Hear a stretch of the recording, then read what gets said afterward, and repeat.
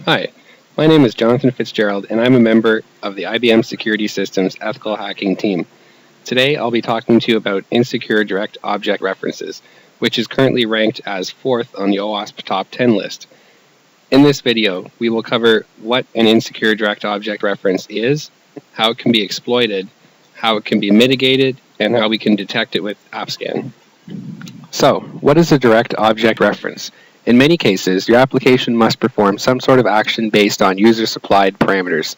This might happen when loading a particular resource, such as a file. In these cases, parameters may be used internally within the application in ways that the developer didn't anticipate, giving attackers access to sensitive parts of the application. In this example, we'll be demonstrating that the content parameter is vulnerable to insecure direct object reference. The content value has minimal validation and no access checks are performed on the value supplied by the user. In this example, we've combined the attack with a null byte, which allows us to smuggle values past the simple validation function that checks for HTML or TXT at the end of the file name. We use these two vulnerabilities to show the contents of the default.aspx.cs file, which serves as the main page for this website. If we look carefully at the sidebar, we can see that the target of the links is the default.aspx file with one parameter named content. There is a simple validation check on the file name to verify that content contains a file name that ends in .text or .html. For the purpose of this example, we'll get around that with a null byte attack.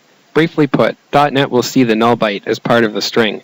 When the contents of content are handed to the OS's API, it will think the string ends at the null byte, and the .html portion of the string will be trimmed off.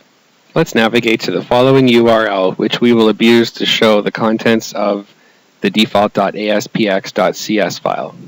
As you can see in the code, we can directly set the file to load variable with our input to the content URL parameter.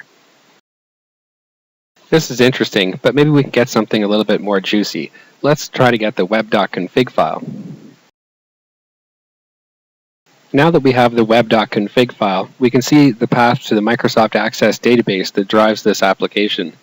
Because it's an XML file, it may not render properly, but we can see the contents in the source of the page. This looks like the path to a Microsoft Access database that's used by the application. Let's see if we can get a little bit more info.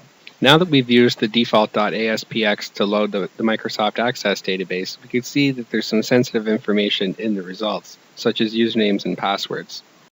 Now that we've demonstrated the vulnerability, let's talk about how to protect against it. At the simplest level, to prevent this vulnerability, we must use an associative array to create a map of objects. Here's an example of what the key value pairs might look like for such an array. When default is passed as the value of the content variable, then the corresponding value for that key would be used. In this case, the corresponding value is index.html. Now that we've discussed this vulnerability and how to mitigate it, let's see if we can detect this vulnerability using i-AWCS. i-AWCS has a number of tests that detect direct object references of different types. One such test is path traversal. Path traversal could be considered a direct object reference attack because of the nature of this particular vulnerability in Altoro Mutual. Had the developers used an associative array, hash map, or something similar, then this vulnerability would not be possible. Now that my i-AWCS is running, let's configure a quick scan. I'm going to set the scan target to Altoro Mutual, and now I'm going to configure the scan to only scan for path traversal just to keep things simple.